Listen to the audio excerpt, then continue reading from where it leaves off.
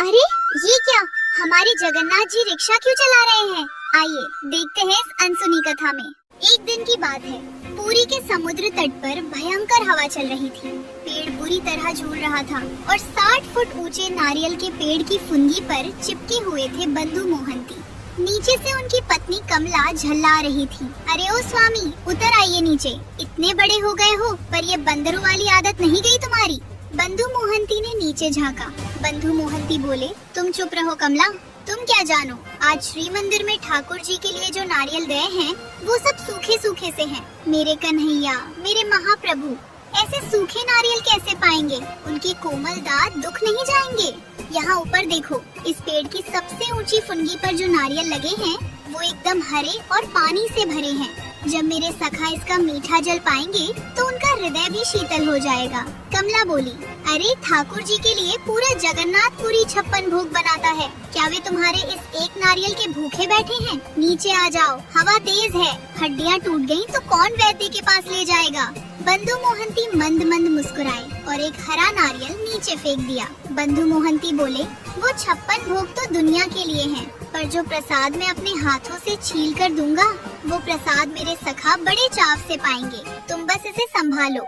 यही इनकी दुनिया थी, टूटी कुटिया और पुराने कपड़े, पर भीतर से ब्रह्मांड के सबसे बड़े धनवान त्रिलोकीनाथ को अपना सखा जो मान लिया था। ठाकुर जी ने आज क्या प्रसाद पाया होगा? उन्हें गर्मी तो नहीं लग रही होगी? बस यही चिंता। दिन बीतते गए। एक दिन पुरी में सचमुच भयंकर तूफान आ गया। कुटिया के बाहर बैठी कमला की नजर फिर उसी ऊंचे पेड़ पर पड़ी। बंधु मोहंती फिर से सबसे ऊपर हवा में झूल रहे थे। प्राण सूख गए कमला के। वो बदहवास होकर दौड़ी। कमला बोली, अरे ये क्या कर रहे हो? उतर आओ, हवा कितनी तेज है, पेड़ कैसे झुक रहा है, उतर आइए स्वामी। ऊपर बंधु मोहंती का शरीर कांप रहा था, पर नजरें सुनहरे नारियल पर गड़ी थी। बंधु मोहंती बोले, बस एक नारियल। यहाँ सबसे ऊपर एक ऐसा नारियल है जिस पर सीधे सूर्य की पहली किरण पड़ती है। आज मेरे ठाकुर जी यही पाएंगे। कमला रोने लगी।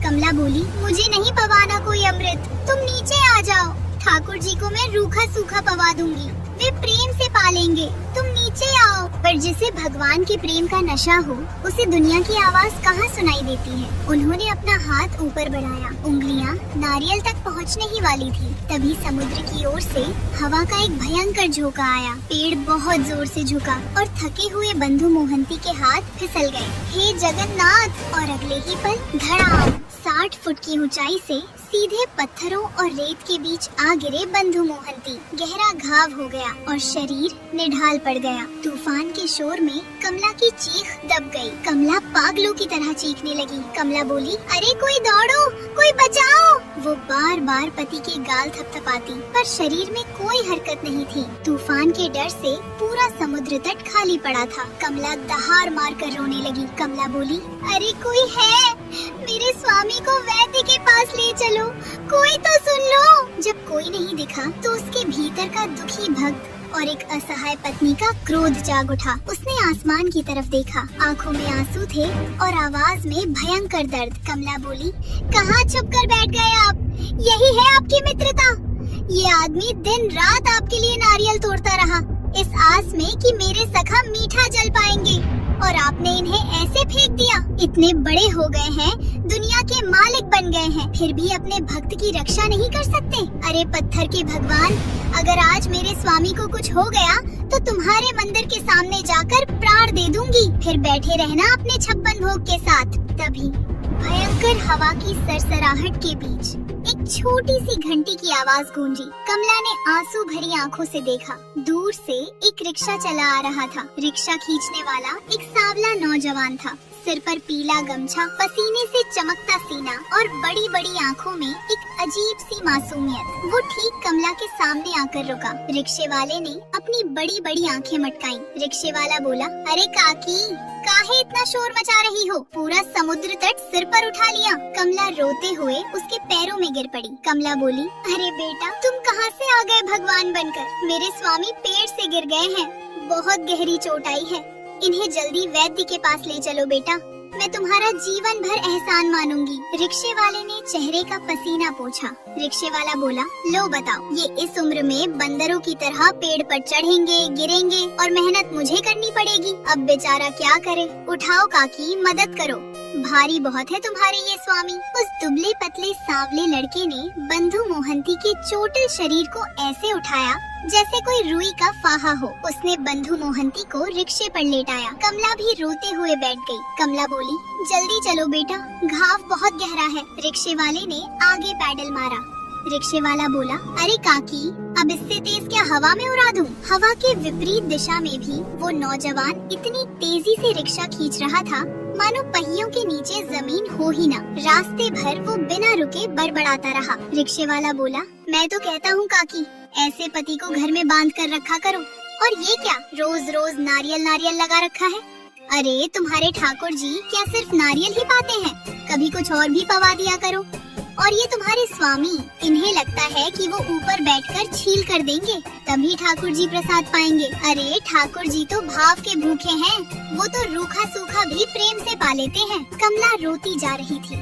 कमला बोली, तुम चुप करो बेटा, तुम रिक्शा चलाओ।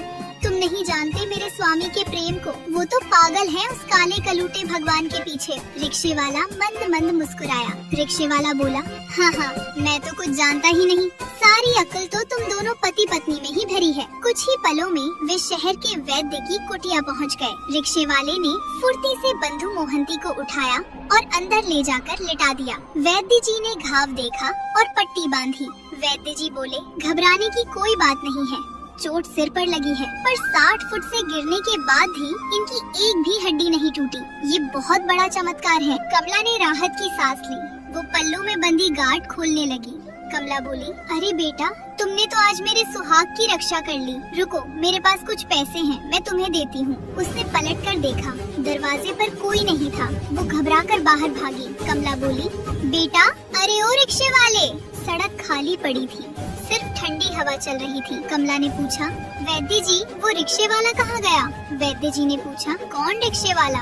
मैं तो कब से देख रहा हूँ, तुम ही इनको थाम कर अंदर लाई हो। मुझे तो लगा तुम पर कोई देवी आ गई है जो इतना भारी शरीर अकेले उठा लाई। कमला सन्न रह गई। तभी अंदर से बंधु मोहंती के कराहने की आवाज आई। कमला दौड़कर उनके सीने से लग गई। कमला बोली, तुम ठीक तो हो?